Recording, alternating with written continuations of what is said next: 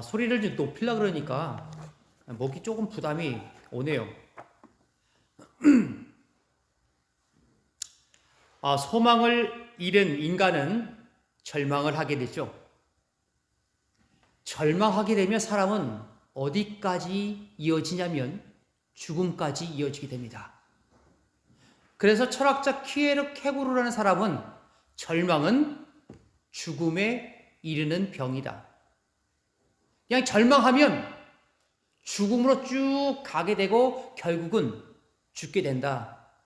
이런 얘기입니다. 요즘 코로나로 인해서 우울증이 많이 왔어요. 그래서 정부에서 생각하고 있는 것이 육신의 건강한 뿐만 아니라 마음의 건강까지 돌봐야 한다. 그런 얘기가 많이 나오더라고요. 사람들을 만나지 못하고 대화를 하지 못하고 모일 수가 없으니까 마음이 너무 불안하고 그리고 때로는 우울하고 그런 것이죠. 자꾸 어떤 생각이 드냐면 부정적인 생각이 들어요. 그리고 자꾸 안 좋은 생각이 막 들고 하는 것이 이 코로나19의 하나의 주요 증상 중에 하나입니다. 절망 속에서 소망 없이 살아간다면 우리의 삶은 어떨까요? 바로 아무 소망도 없이 살아가다는 결국 죽음으로 치닫게 될 뿐입니다. 그 상처를 치유하는 비결은 단 하나죠. 소망을 품고 사는 것입니다. 소망은 믿음의 미래에 연결되죠. 그리스도인의 소망이란 구원의 완성, 즉 하나님의 나라에 대한 소망을 얘기합니다. 하나님의 나라에 대한 소망은 이 땅에서 비록 힘들고 어렵고 살아가기 힘들지언정 저 하늘나라를 바라보면서 오늘 하루하루를 참고 인내하며 나갈 수가 있는 것입니다. 오늘 그래서 로마서 5장에 대한 말씀은 바로 그것을 얘기해요. 우리가 5장 1절부터 11절까지 보았는데요. 그 4장까지는 내용이 이런 내용입니다. 모든 사람이 죄를 범하였다. 그래서 하나님의 영광에 이르지 못한다. 영원히 죽을 수밖에 없다. 그것을 갖다가 1장, 2장, 3장에서 걸쳐가고 계속해서 이야기하는 것이 인간은 죄인이다. 그것을 얘기합니다. 그래서 이 5장부터는 이렇게 얘기합니다. 5장 1절에 보니 이렇습니다. 그러므로 우리가 믿음으로 의롭다 하심을 받았으니 우리 주 예수 그리스도로 말미암아 하나님과 화평을 누리자. 그러므로 라는 것은 앞에 어떠한 요인이 있죠. 그 요인에 따라서 뒤에 따라 나오는 것이 바로 그러므로 라는 것입니다. 우리는 죄인입니다. 죄인인 관계로다가 그렇기 때문에 믿음으로 의롭다 하심을 받았다. 의롭다 하심 받았다. 칭의라는 것이 바로 우리의 의의가 아닌 것이죠. 우리의 의의가 아니라 하나님의 은혜죠. 그래서 믿음으로 말미암아 의롭다 하심을 받은 것이 바로 여기 1절에도 동일하게 나옵니다. 그렇기 때문에 믿음으로 의롭다 하심을 받았기 때문에 우리의 능력과 우리의 행위가 아니라 바로 우리를 위해서 십자가에 달려 돌아가신 그 예수님을 믿는 믿음으로 말미암아 우리는 의롭지 못하지만 그냥 의롭다 칭해 주신 겁니다. 하나님께서 우리를 의롭다, 너 의롭지 않은데 그냥 의롭다 불러줄게 라고 의롭다 칭해 주신 것이죠. 그러면 우리는 이제부터 어떻게 살아야 하겠습니까? 바로 의롭다 칭을 받은 그리스도인은 어떠한 삶을 살아야 되겠습니까? 오늘 보니까 그 다음에 이렇게 5장 이렇게 나옵니다. 3절을 보니까 다만 이뿐 아니라 우리가 환난 중에도 즐거워하나니 이는 환난은 인내를. 우리가 환난이 오게 되면 보통 사람들은 슬퍼하죠. 그리고 마음이 괴롭습니다. 잘 풀리지 않을 때, 많이 어려울 때 마음에 드는 생각은 항상 부정적인 생각이에요. 그러나 우리 그리스도는 그렇지 않다라고 하는 것입니다. 왜요? 하나님께서 함께 하시기 때문에 그렇다는 것입니다. 여기서 환난이라는 것은 원어상 괴롭히다, 애워싸다 라고 하는 그런 말로부터 출발한 단어가 환난이라는 것입니다. 이 환난에는 마음의 고통과 번뇌, 고뇌, 그것은 물론 육체적인 고통과 핍박도 여기에 들어갑니다. 흔히 착각하기 쉬운 것은 우리가 예수님을 믿고 하나님을 믿으면 무조건 이 세상에서 말하는 만사 형통이 이루어진다 라고 하는 그런 생각입니다. 그렇게 생각하기 쉬워요. 왜냐하면 잘 모르니까. 그러나 여러분, 예수님을 믿었다고 해도 만사 형통 됩니까? 세상에서 바라볼 때 저 사람 예수님을 믿는데 왜 저렇게 승진이 안 될까? 예수님을 믿는 가족의 아이는 왜 저렇게 공부를 못할까? 그렇지 않습니까? 왜 병에 들릴까? 안 믿는 사람들은 다 그렇게 생각을 해요. 저 사람이 믿는 하나님이 진짜일까? 보통 사람들은 그래요. 예수님을 믿으면 다 만사형통 된다고 생각합니다. 그러나 여러분, 꼭 그런가요? 그렇지 않아요. 세상 사람들이 바라보는 시각에서는 그렇지 않습니다. 그런데요, 참 놀라운 것은 이 모든 것이 바로 하나님의 계획 안에, 하나님의 그 모든 계획 안에 있다면 그것이 바로 우리에게 은혜가 된다는 것입니다. 마태복음 10장 22절에 보니까 예수님께서 이렇게 말씀합니다. 또 너희가 내 이름으로 말미암아 모든 사람에게 미움을 받을 것이나 끝까지 견디는 자는 구원을 얻으리라. 그리고 더하여서 미움까지 받는다, 박해까지 받는다 라고 말씀하세요. 아니, 예수님 믿는 것이 이렇게 힘들어? 라고 생각할 수 있죠. 예수님 믿으면 좀 즐겁고 평안하고 잘 되고 그래야 되는데, 예수님은 뭐라고 말씀하시냐면 내 이름으로 말미암아 모든 사람에게 미움을 받을 것이다. 그렇게 말씀하세요. 우리가 때때로 예수님을 믿지 않으면 박해당하지 않고 예수님 믿지 않으면 듣지 않아도 될 말을 예수님 믿는 것 때문에 그렇게 들을 때가 있어요. 내 행동에 제약이 와요. 예수님 믿지 않았으면 내가 세상 사람들과 똑같이 살았으면 나에게 편하게 살 수 있었을 텐데, 그런 생각이 많이 듭니다. 그것 또한 제가 이쪽에 신학의 길로, 목회의 길로 들어올 때에 단 하나의 조건이 그거였어요. 야, 나도 정말 편하게 신앙생활하고 싶은데, 그렇죠? 편하게 신앙생활하고 싶은 거예요. 그래요. 그러면 나도 참 장로님이 돼갖고 그렇게 교회를 섬기고 그러면 얼마나 좋을까. 그래서 예수님을 믿는다는 것은 참 어려운 것입니다. 우리가 걷는 이 길은 좁은 길이에요. 예수님께서 말씀하지 않으셨습니까? 넓은 길로 가지 말아라. 그 길은 걷는 자가 많다. 그 길은 찾는 자가 많다. 그런데 그 길 끝에는 무엇이 있습니까? 죽음이 있는 거예요. 그 길 끝에는 영생이 아닙니다. 예수님을 믿는 이 길은 참 좁습니다. 험합니다. 찾는 사람이 없어요. 그러나 이 길 끝에는 무엇이 있습니까? 영원한 생명이 있는 거예요. 그렇기 때문에 우리가 지금 힘들고 어렵지만 그러나 우리가 가는 이 길을 끝까지 걸어갈 수 있다라고 하는 것입니다. 누구의 능력으로요? 나의 능력이 아닙니다. 하나님의 능력으로, 성령의 능력으로 우리에게 그렇게 부어주신다라고 하는 것이죠. 그렇기 때문에 바로 환난은 인내를 낳습니다. 인내라는 것은 오래 참는 거죠. 이 말은 믿고 확신하는 것에 대해서 굳게 서는 것입니다. 내 이거 맞아. 이걸 확실하게 나 믿어. 이 신앙의 길이 이 끝까지 가면 바로 영생이 있고 구원의 길이야 라는 것을 끝까지 굳게 믿고 버티는 것이 바로 인내라는 것입니다. 철로 역정에서도 보면 그 전도자를 막 꼬시죠.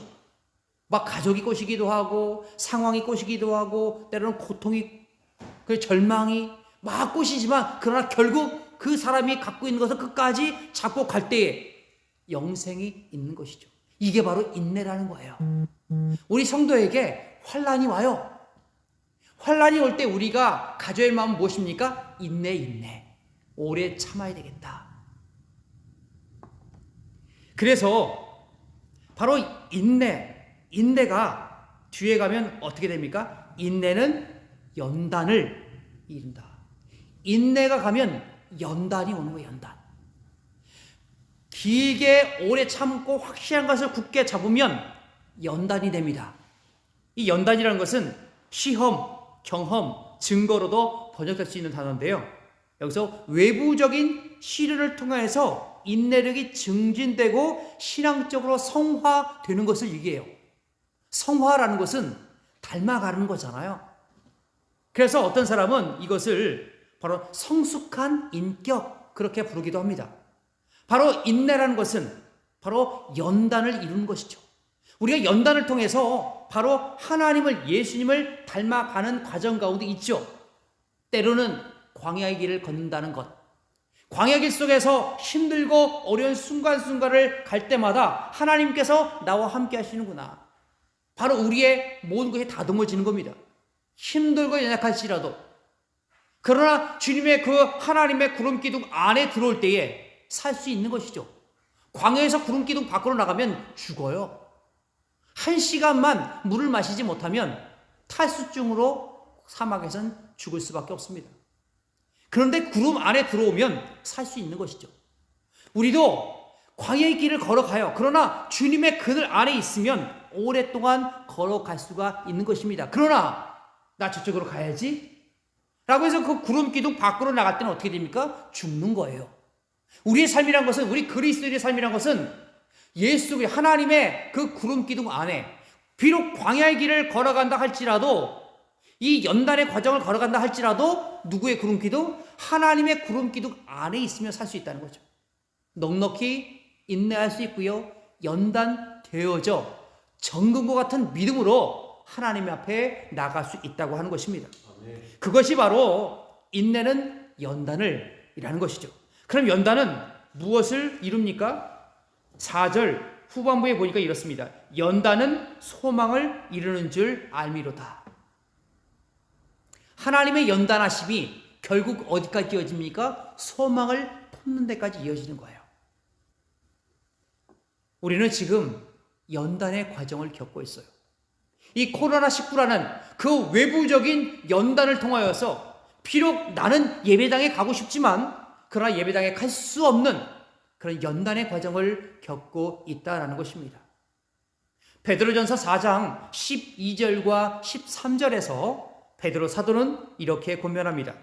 사랑하는 자들아, 너희를 연단하려고 오는 불시험을 이상한 일 당하는 것 같이 이상히 여기지 말고 오히려 너희가 그리스도의 고난에 참여하는 것으로 즐거워하라. 이는 그의 영광을 나타내실 때에 너희로 즐거워하고 기뻐하게 하려 함이라. 아멘. 베드로 사도는 무엇을 권면합니까? 사랑하는 자들아, 너희를 연단하려고 오는 불시험을 이상한 일 당하는 것처럼 생각하지 말아라. 우리 그리스도인에게는요, 항상 불시험이 와요. 왜요? 그 목적은 단 하나입니다. 넘어뜨리게 하려고? 아니죠. 사탄은 우리를 유혹해서 넘어뜨리게 하고 우리를 절망 가운데 빠뜨리고 그렇게 하지만, 그러나 우리를 연단시키게 하는 불시험이 와요. 그 불시험의 과정을 잘 견뎌내야 한다는 것이죠. 이것은 반드시 우리 안에 올 수밖에 없는 것입니다. 자, 그러면 13절에 베드로전서 4장 13절에 보니까 오히려 너희가 그리스도의 고난에 참여하는 것으로 즐거워하라. 우리가 비록 불시험이 우리 안에 오지만 그러나 그 불시험 오는 것이 기뻐하라는 거예요. 우리가 그리스도의 고난에 참여하는 것이기 때문에 그래요. 예수님 때문에, 예수님의 이름 때문에 시험을 당할 수가 있고 예수님의 이름 때문에 우리가 어려움을 당할 수도 있어요. 그러나 그것이 바로 우리를 하나하나 연단시키고 하나님을 또한 닮아가는 과정 가운데 있다는 거 하는 것이 바로 베드로 사도의 권면이라고 하는 것입니다. 그러나 남의 연단은 소망을 이룹니다. 소망이라는 것은 성도들이 예수 그리스도 안에서 바랄 수 있는 것, 바로 그것이 소망이죠. 또는 부활과 영생에 대한 소망과 또는 하나님의 영광에 참여하는 것, 또는 장차 천국에서 받을 상급에 대한 것까지 여기 포함이 된다라고 하는 것입니다. 우리는 마땅히 이러한 소망을 품어야 합니다. 우리에게 구원을 주시려는 여호와 하나님에 대한 소망을 우리 안에 품고 살아가야 하는 것이죠. 여러분, 지금 내가 품고 있는 소망은 어떠한 소망입니까? 있다 없어질 것에 대한 소망입니까? 아니면 영원한 것에 대한 것입니까? 지금 우리가 갖고 있는 그 소망에 대한 그것을 갖다가 누구에게도 자세하게 또 그렇게 당당하게 밝힐 수 있습니까? 아니면 부끄러워서 당당하게 밝힐 수 없는 소망입니까? 우리의 소망은 바로 하나님이라 교회 앞에서 당당하게 밝힐 수 있는 것이 되어야 합니다. 또한 이 소망이 부끄럽지 않아야 하는 것이죠. 소망은 이 세상 사람들이 즐겨 찾는 그 꿈꾸는 소망과 달라야 하는 것이죠.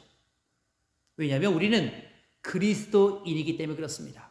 우리는 세상 세상에서 구별되어서 빼내온 바 된 그리스도인이기 때문에 그 사람들이 꿈꾸는 것과 우리가 꿈꾸는 것은 확실하게 달라야 하는 것입니다. 바로 이것을 오늘 성경에서는 우리에게 들려주고 있는 것입니다.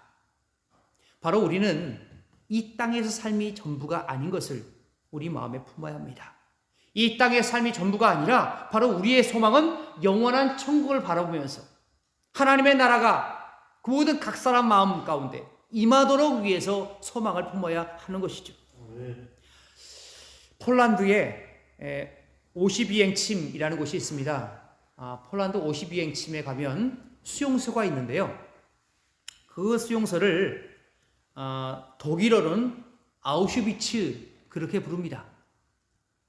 이 52행침, 이 폴란드는 그 유럽의 정가운데였기 때문에 거기에다가 그 나치가 28개, 거기 원래 이제 폴란드의 그 군대 병영이었다고 합니다. 그런데 거기를 자기가 점령하니까 폴란드가 유럽의 가운데니까 거기다가 포로 수용소를 만들어요. 그 중에서 유태인을 갖다가 전 유럽에 있는 유태인들을 잡아서 거기다 집어넣습니다. 그 당시 유럽의 약 80%가 되는 사람들이 거기에 모였다고 그래요. 600만 명 정도 되었다고 그렇게 추정을 합니다. 그런데 거기서 가스실에서 많이 죽어가는 사람들이 굉장히 많이 있었습니다.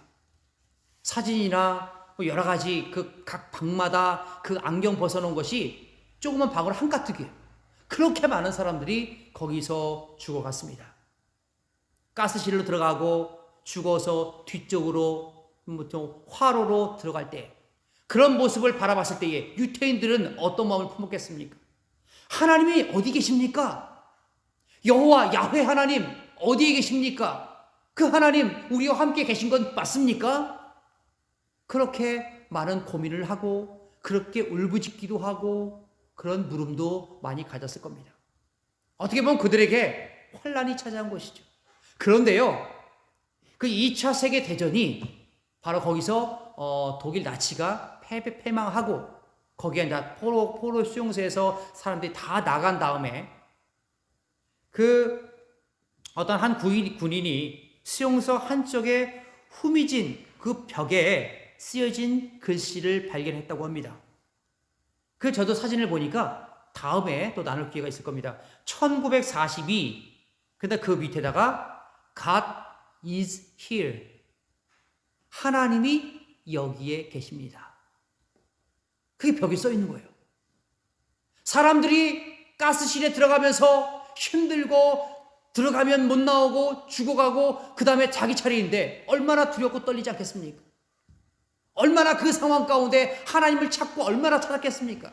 하나님 어디 계십니까? 라고 할 때에 그 상황 가운데 한 줄기 하나님을 향한 믿음을 가지고 하나님을 바라보면서 God is here 라고 거기 벽에 써놓고 믿음을 지켰던 믿음의 선배들이 거기에 있었던 것입니다.